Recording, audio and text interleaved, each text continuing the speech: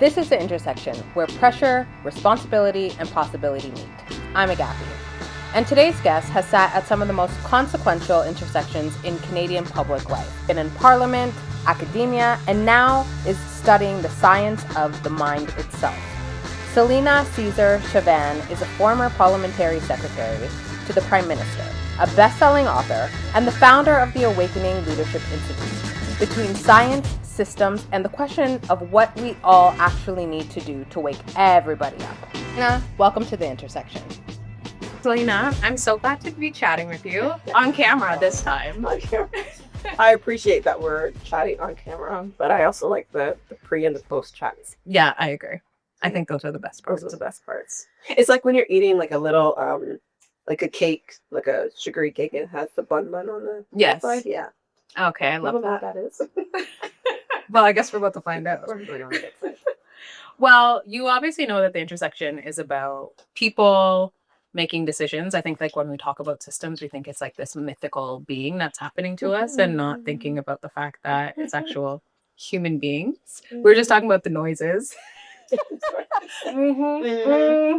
Ciao. Yeah.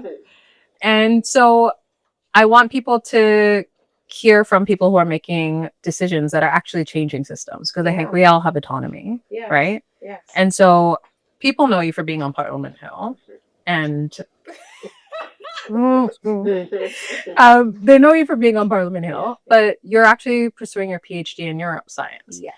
And so I feel like you pretty much have gone from what is arguably the most loudest place, which is Parliament Hill, to the most quietest, which is the neuroscience lab. So what was that about? Well, actually, that's where the intersection meets, because everyone's crazy there, and I need to figure out why. Oh, well, you're not lying, because before getting into politics, I was, neuroscience is always my thing. I was co-chairing Canada's first national epidemiology study on neurological conditions. Oh. And so most people know me as a politician, but I'm actually a neuroscientist. So leaving, I'm now doing my PhD in neuroscience. And I say that those 4 years I was in politics, the 4 years that I did lose my mind. Mm. I lost the sense of who I was in us because I was so struck by the space and how stultifying it was. Mm. And how violent, I felt like there was physical violence that lived, structural violence that existed in the actual buildings itself, the architecture, the pictures, the lack of any kind of significant signal of the contributions of Black people to our country in the 400 years plus that we've been here. It was just nothing that represented any kind of connection to my personhood. Yeah. It's interesting you say that, because I remember going to the Minister of Finance and all of the people on the wall were just like white men. And Freeland was sitting, so she didn't get her photo up there. I'm like, there's no women, there's no people of color, not an ounce. It's interesting. When I was at C, I got an artist to actually create when you went to the space, and you saw how huge those photos were. And when we asked the artist why they were so big, he was like, because we don't want the young people to miss them. No, right? Yeah, because it's like you're always going to spaces and you're seeing like, oh, chairman did that, and none of those people look like us. I remember walking through the halls, and the only connection that I had in a picture that looked like me was Kim Campbell. And I'd walk because she happens to be a woman. Yeah. Right? There was no other women sort of in those big frames across the parliamentary precincts. And every time I'd walk by Kim Campbell's picture, I'd be like, hey sis, you good? I'm holding it together. Yeah. I have to talk to somebody who is not gonna like lie to me or talk back, or I misplaced my trust. So I would say, sis, you good? Yeah, because she was wearing like the nice yellow thing. And okay, well maybe she's down with the people. Conservative, but we do not care. You're like, she does have to talk back so I can make up whatever. I can make up whatever. We could have a whole conversation in my head with Kim Campbell in the thing and in the frame, and nobody would be the wiser. Yeah, I love that. That is hilarious. And that just also goes to show, like, if you're just looking for any woman, that also is, I would say, like, people are like, oh, you're a feminist. I'm like, I'm black first. Let's get real. deal with that. Yeah. And then, because when you're making that power to the woman thing, you were not thinking about me, you know? Well, 100%, they were not thinking about us. And so when we talk about, systems being something that happened to us and we're part of this system, you know, the system is working as it should because it was designed with intention. Yeah. And the intentional design was a decision that someone made to make our systems as closely akin to a prison as anything else. Like we read Michel Foucault's work on the birth of the prison. It actually is, the way the prison system has changed from the execution of the body in the public square into the execution of the soul in the prison, with categorization and hierarchy and supervision. And we do those exact same replicated prison systems into our corporate world, into our education system, into our government, where we categorize. You are here in these little spaces at your desk, at your office. There, if you do well, you could, move up and get a promotion, and you're constantly being supervised. Yeah. You can't fade. And especially like for me in the 42nd Parliament, I was the only Black female elected out of 338 people. So when you talk about being hyper visible, but invisible at the same time, a system is designed such that you cannot fade. So I was always having to show up and show up. I couldn't have a sick day because it's like looking for the one chocolate where's chip. she at? One chocolate chip, and a chocolate chip cookie. It's like, oh, where are my chocolate chips? Yeah. Stop. Were you sick? Why weren't you here yesterday? Yeah. Why weren't you here? I don't know what day, but like, can I live? Yes. Totally. You can't fade. And Laura Morgan Roberts does some great work, talking about the freedoms to become, fade, and fail, and our systems were intentionally not designed that way from a capitalist, colonialist perspective. Yeah. They were designed to have people just work and produce the widgets. Yeah. And so when we think about how we disrupt systems, it is those subtle things that we need to disrupt as well as the big ones. Yeah. isms that we need to disrupt. And that's exactly it. That's the whole point of this. It's just like people are making decisions with pressure, responsibility. Like it's in the small moments that lead up to the big ones, right? Because that's how you kind of like dismantle. And you talked about decisions. The decision to write your book. Can you hear me now? Did you know that when you made that decision, was the purpose for you to shift the conversation? Did you know that it was going to have the impact that it was going to have? The purpose of the actual book, when I was writing it, the intention was to just give the lessons that I'd learned. So to have some lessons throughout the book. My publisher wanted the whole story. And so there was an intention to write a book that allowed us to reimagine what a politician could look like. Someone who'd made all of the mistakes and, did all the things that I have in my book and, have the family, have the kids, have the job, have the unconventional kind of life, and then say, hey, I have a problem in business that I want to solve and I need some political capital. So I have the audacity to say, you know what, I'm going to run.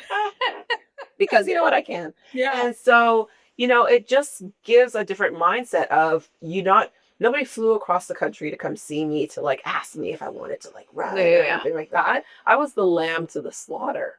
And so the decision to write the book was essentially to say, hey, you over there who thinks you cannot do this. Yeah. Let me give you a different roadmap. If you want to talk about, intersections, let me give you a different roadmap. Let me ask you to put up those big, concrete things that they put to block off the road. On the road. Mm-hmm. You could put blocks in your intersection at any time. You could put little yellow tape that you could put up and then you could take back down. You could put stop signs. You could do whatever you want in your intersections. You could do whatever you want on your journey. Yeah. And so your journey doesn't have to look like a politician. And I wanted that book to really represent the fact that you don't actually, what is a politician? Let's redefine that. Yeah. And I also feel like people think that politicians when they think of politicians, I think of career politicians and Mhm. people who've been at it forever. But if you look at like even folks who came after, it's like Marcy Ian, all of Yes. these, like I think Minister Solomon, has a whole like that whole writing loves Yeah. a news anchor. But like, you know, all of those people had Our prime thriving minister. careers. Our prime minister, thank you. Thriving Yeah. careers. And then you use all of that expertise that you've gathered. And you know what? I don't want to sound elitist, because even in my book, I say that the people that should run are moms. If you could get Yeah. a 3-year-old to eat broccoli Yeah. and a 5-year-old to make their bed and someone to get socks on, who cares if they're matching, you could run the whole country, Yeah. believe me, because you have project management, you have negotiating skills, you have Yeah. all of these things that are required to be in a place where you could identify with people, actually have that empathy to make them, to make the policies that will impact them the most. Yeah. That, I feel like that people who are listening, if you're a mom, I feel like people particularly mothers who stay home to take care of their to take care of their children, and then they're like, well, what am I'm like, girl, you know how many, like, you can do way more than I can. Transferable Yeah. skills that is to juggle. I mean, just do it. Yeah. Just do it. And so, writing the book really was it wasn't about making that big impact. I didn't know who it was going to impact, and I didn't know how. In fact, the first person that wrote to me when the book was published, it was, immediate bestseller in Canada. Yeah. And the first person that wrote to me about it was an 81-year-old white guy who said, "Oh, our stories are so similar." Oh, dead. Why? Yeah, right.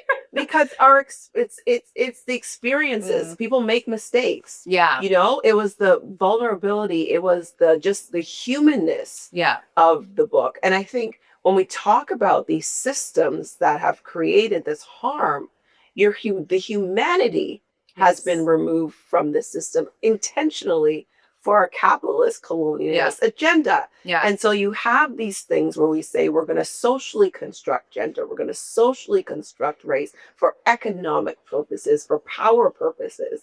And then you say, well, the system is broken. Honey, the system is not broken. Yeah. The system is working exactly how it should because it was designed that way. So now we need to rethink what is our role in a system that we know was designed like a prison. It was not designed for us to thrive and feel good and be free. Yeah. A system that is designed as a prison empower you. How could it actually employ your freedom? Yeah. Your liberation? It cannot. Yeah. That's okay. But then I feel like then the question then becomes, okay, so do I we all have to live here. We all have to live in this system, right? Yes. So that kind of like brings me to the recovery piece, right? So like, okay, you're teaching folks, okay, this is how our brain works. This is how we're making these decisions. This is why we're doing it. Okay. Mm-hmm.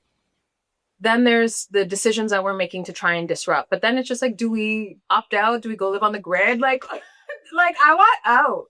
Well, I did actually have to tap out for 2 years to heal. I practiced Ayurveda for a couple years. What is that? It's a 5,000-year-old ancient Indian healing system that I just immersed myself into and became like a certified meditation instructor and instructor, and really had to immerse myself in that. And then I recognized that the healing stuff only goes so far. I didn't know what was actually happening in my head. Like, what were the neural correlates of these decisions that I felt I kept asking, what was wrong with me? What was wrong with me? And so going into my PhD program, I wanted to sit in the space of doubt, in the space of fear, in the space of imposter syndrome, just sit in it. Not say, oh my God, I need to like move that aside, or it's not good, or whatever the case may be. The system has created this harm. And so if you don't sit in it long enough to then understand what it is and dissect it, then how are you supposed to make a choice about what you do next?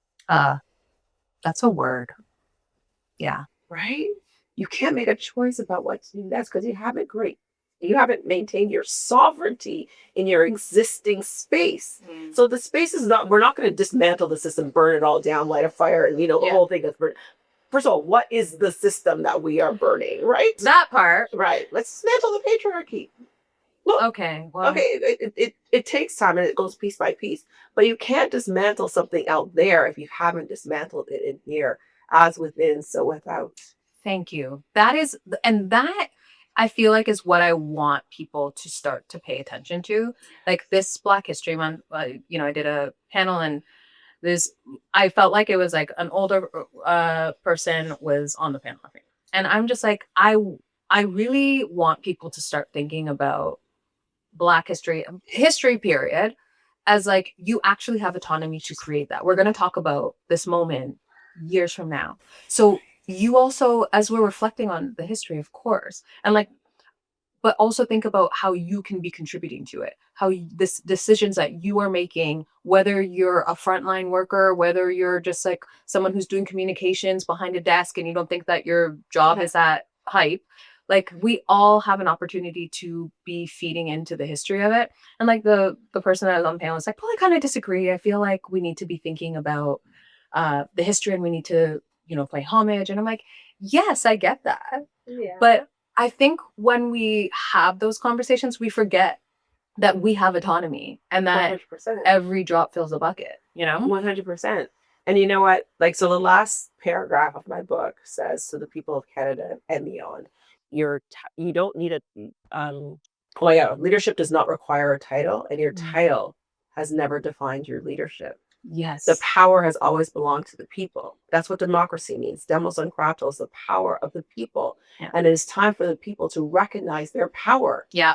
And you want to talk about the power that exists out there. You want to be able to walk into a space and people just automatically, give you some kind of respect and reverence. But in here, do we understand the power that exists in here? Exactly. And that's why I sit with my research in the doubt, in the pain, in that, because there is sovereignty in there when you reconcile your shadow or your dragon self with who you actually are. You can't just dismiss those pieces. They created you. All the mistakes you made, all the failures you've had, all the doubts you've had, all the everything that you tripped up on and fell on and fell flat on your face.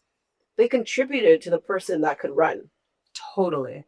Yeah. They contributed to the person that could lead, no matter what that title is. They contributed to the person that is going to be the next whatever. And the ideas that you have, you may think that they're so small, but the smallest ideas have changed the world. Oh, completely. Yeah.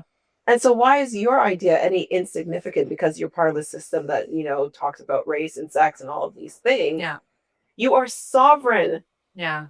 You are sovereign in these spaces. You can make the changes. But you have to recognize that within yourself. And that's why I started on this road on my PhD, not to understand exactly what happens to Black women in these spaces, but to understand what Black women do for themselves. Yeah. In these spaces. So I feel like I want to get into that. Like if somebody is in a space and they're like, this is not working for me, what is your advice to them on their road of like, I'm going to call it recovery, right? Right. There's a difference between making a decision and being doubtful. So NAAZ, NAAZ, in 2021 did a research study on doubters, high doubters and low doubters. That made them do a bunch of tests in an fMRI, a functioning machine that could read your brain patterns. And they did all these tests in there. And, I was talking to my son after and I said, what is the difference between people that have high doubt and low doubters in terms of their performance on the test? And he said, oh, well, obviously the high doubters would have done worse. Not according to the research. Timing, accuracy, the correctness of the responses, all exactly the same. It was no difference. With high doubters and low doubters? No. So your decision making is totally fine. Make the decision. What the challenge was with the high doubters is the part of their brain called the inferior parietal lobule, the IPL, just kept going. I wonder if I made the right decision. I wonder what people are going to say. I wonder if that's going to reflect badly on me. I wonder, what I should have done differently. Should I have done that? I think I should have done this. I should have done that. And that part keeps going. Sounds like me. So yeah. But you know what that does to you? The brain uses 20% of your energy on a given moment. I weigh 150 something pounds. 20% of everything I eat goes to 3 pounds in my head. Your brain is extremely intense in terms of energy usage, but it's also very, very efficient. So it doesn't want to keep chronically overthinking. And so when you make a decision in those spaces, when you say, I'm going to do this, just do it. Just do it. And then that's that. I made my decision. I've made my decision. And you have to train your brain to do it because that IPL is going to keep going. And so you have to say to yourself, self, you know what? I've made this decision. You could talk to yourself. You have to be willing to do that. And I say that there is a strategy. Remember that show, Who Wants to Be a Millionaire? Yes. You could phone a friend. You could ask the audience, or you could get a 50-50. Yeah. Start with the 50-50. 50-50 of right or wrong. You made the decision already. You're right. Like, you made the decision, you're right. Like, just call it. There's no 50-50. You made the decision, you're right. Yeah. Okay? Now you keep ruminating about it in your head, phone a friend. Have someone in your phone that you say, hey, you know, Agapi, I'm going to call you. And when I call you and I say it's a code red, it means like you need to talk me down. I need a moment to sit here for a sec because I feel like also for myself, I have been burned where I'm like, oh, might call a friend, I'm calling you. Meanwhile, let me cut the podcast because that's a whole different show. I know. Give me like quick call notes because I'm just like, oh, I pick up the phone. I'm like, oh, I got bit by a snake. You're not supposed to like have these like long pauses in a podcast, right? But I just want to like just pause here, everybody pause and like have the long pause because believe me, my first couple months in politics, I thought for sure, like the first Black woman I saw, and I don't want to like turn this into a against each other thing, but just started explaining to her what I was feeling. Oh man. Oh, mistake. Oh, when PMO called me and then said, oh, I heard you have some dissatisfactions with how we're girl, bye. Why? Welcome to NIA Center for the Arts, Canada's first professional Black arts center located in Toronto. Designed as a third space for artistic excellence, community, and connection, NIA Center offers spaces for meaningful gatherings. From intimate meetings to large-scale conferences, performances, galas, to community events, our spaces are flexible, welcoming, and inspiring. When you host your event here, you're supporting a cultural institution dedicated to uplifting Black arts, culture, and creativity. So bring your next event to life at NIA Center for the Arts, where art makes culture.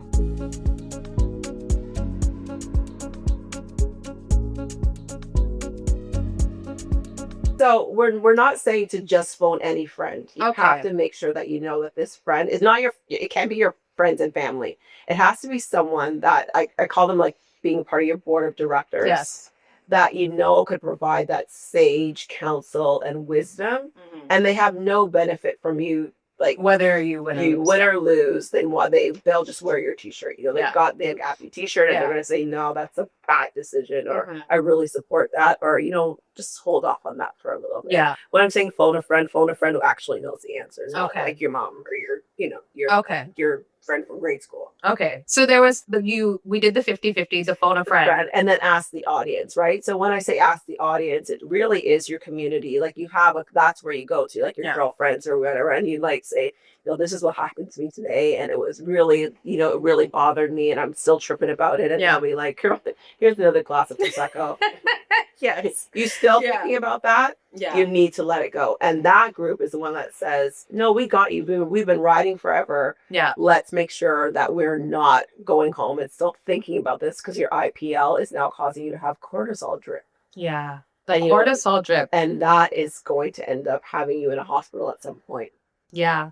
I always say I have horrible memory. We were talking about this earlier. I have horrible memory, just like period. And I'm constantly like, I blame it on my cortisol levels. I think I'm just like always so stressed out. I'm just like, I can't bother to be remembering things that are irrelevant, but then it becomes relevant. And I'm like, shit, I remember. Yeah. But this is where I teach sort of the cognitive tools that allow for us to de-stress. Yeah. So even that example of, you know, your IPL going after you've made a decision.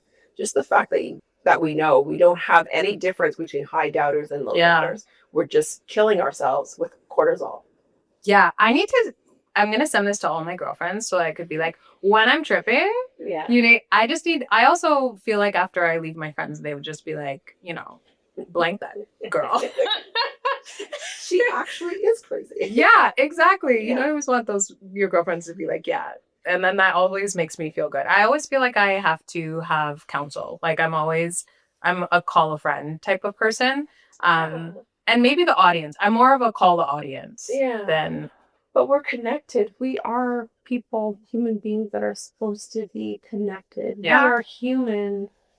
My partner actually taught me this, human, comma, beings. We're human, comma, beings. Yeah. We are not human doings. We are beings, right? We want to be.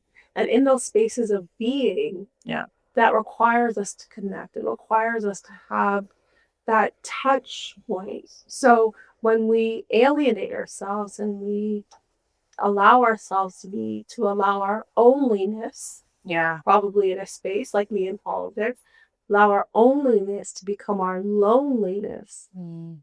That's when it's having some real challenges. I feel like I've learned so much in these 30 minutes, especially around like, the study around like the doubt, because I never would have thought that. So now I'm just like, why am I wasting my time thinking woulda, shoulda, coulda? Like, please do not woulda, shoulda, coulda. And if you want to, just write it down. I made this decision, and I'm okay with it. And it's done. Right? And then you could look at it. You could crumple it up. You could put it away. Once you crumple it up and put it away, you're done. You have to move on. Go on to do the next little thing that legitimizes the decision that you just made. Yeah. Amen. I'm going to make sure that that's what it is. I want to now do some rapid fire questions. You're good with that? Oh, Lord. Okay. I feel like some of the answers might just be noises, like, okay. Go on. Ask me. See what you can do with these. Okay. First question is, what's one system that needs to burn down and be rebuilt from the brain up? Anything that's called system. Okay. Just burn it all down. Yeah. Just burn it all down. No system that we exist in, whether it's educational system, health system, political system, whatever system, even our nervous system is conditioned to exist within spaces that cause harm. Yeah. And all of our systems right now cause harm. All of our systems cause harm, and they have caused harm to an internal system.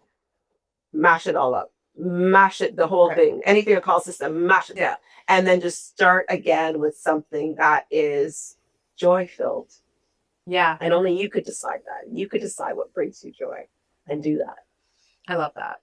I have feelings about us rebuilding a system right now in this current moment globally with AI and all of that. But I'll digress. I'm going to go to the rest of the questions. So do you think that you'll write another book? Oh, yeah. The interviews that I've done with the women in my doctoral studies, those stories are just phenomenal. And I want to write it in a way that allow other Black women, but beyond Black women, because I feel Black women's stories are like the creamy, goody stuff that really allows us to thrive. And so I want to write a book on how Black women play. I love that. Part of their lives. Yeah. Like the sovereignty they have, not to go and swing and play in a sandbox. We don't have no time for that. But I mean, when I say play, I mean do what we choose to do. Yeah. Yeah. We have options. We could Venus Williams this whole thing. Like say, I need to come back to play tennis. No, I need some benefits. Yeah. It's not my dental. Yeah. Like you could actually just decide, I want to go into entrepreneurship. I want to go back into corporate. I want to take 6 months off and do nothing. Play. Yeah. Play. We are sovereign beings who need to remove all that toxic nonsense that we have been ingesting since birth. Yeah. And say enough. Yeah. I want to do what the hell I want to do. I want to play. Yeah. I love that. Okay. What is the most expensive lesson that you've learned in public office? Being yourself is expensive. Being undeniably 100% unapologetic about who you are is expensive in a system that is designed intentionally for a particular prototype. Yeah. And the prototype does not look like, feel like, sound like us. And so we continue to code switch and do all these things to contort ourselves to fit into something that was never designed for us in the first place. And so if it's not designed for you to fit into it, when you decide that you're going to be bold enough to like call out a prime minister or tweet out at him when he's blatantly lying about a situation and say, you know what, world, I could send this in less than 140 characters. That cost me a year of working in Canada. I could not find a single job for a whole year. However, I say that it cost me, but it was also the thing that I will do over and over again because it is better for me to have stood on the right side of history with myself than to stand on the other side. And so I'll do it again and again and again because I can look at my children and I have to look at myself and lie. So what it cost me in dollars, I can easily make up. Look at my resume. Like, there's no way that my resume is gonna flop. It just doesn't, right? So I can make that back up. What I can't make back up, what I didn't want it to cost me was my integrity. Your integrity. Yes. I think that is so important. Because I also think that part of what you're also telling us is like, the more we actually work on ourselves, the more that we actually deal with the internal work, we actually will be so rich, we'll be able to afford the expense. I think if anybody can understand what challenge means, fill that into the transcript for me. Yes, I will. I'll do the octaves. So if our brains were wired for connection, why is leadership so lonely? Because I think a lot of us, including myself, are frauds, right? And we try to perpetrate this thing like our lives are so together. Look at me, I'm here, I'm Parliamentary Secretary, the Prime Minister. I actually think I have a picture in this dress with the Prime Minister. This dress is fine. With a big like bow here thing, and I'm like, oh my God, look at me. Yeah. And instead of just saying, this is not working for me, and I'm feeling like I'm breaking.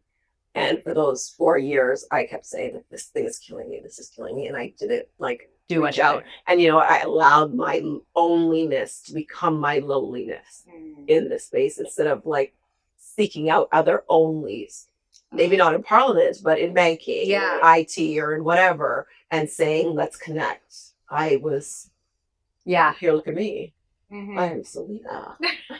Nobody can tell me nothing. Nobody does that blacked out cracks. Yeah. I got to tape myself together under this stress and I'm good. Meanwhile, I go home and I untape myself and I fall to bits on the floor. Yeah. Why? Why are we doing that? I'm trying it's not even to just be honest with each other and say, you know what? You're not doing okay. Again, we have to find the people that we trust to be able to do that, to be able to fall apart. But we can't just continue to be isolated and so social media hungry that we're not able to be human. Yeah. I feel like at one point I was like, because nobody's going on social media and having a phone and being and crying, but now people are doing that on the other spectrum of it. But I'm not sure that's the answer either. No, well, that's what I'm saying. But I also feel like we have it's just so to the right or to the left. It's we're either super perfect and happy or we're all falling apart and that's your brand. Well, because you need to get views and you need to get this and you need to get that. And maybe we could just take it offline for a little bit. Yeah. I love that. And just have our humanity be restored. Our sisterhood be restored in real and authentic ways. Our love and our joy to be restored. Yeah. Take it offline. I love that. Yeah. Offline. Yeah. That whole if it didn't happen, if it wasn't recorded, then it didn't happen. No, every life still happened. Life still happens. Your legacy still happens, but it will happen better for you if you're alive. Yeah. And honestly, the holding it together is what is killing us. It's getting us higher rates of every single thing that we are not supposed to be having chronic. Yeah. It's happening to us. That allostatic state is killing us because we stay stressed and we stay in these ways instead of just saying, you know what? No, this is not for me. Yeah. I don't want this. Exit. I'm good. I'm everything. And make the decision and don't think about it for the next year. Yeah. Exit and don't look back. Exit and don't look back. Okay.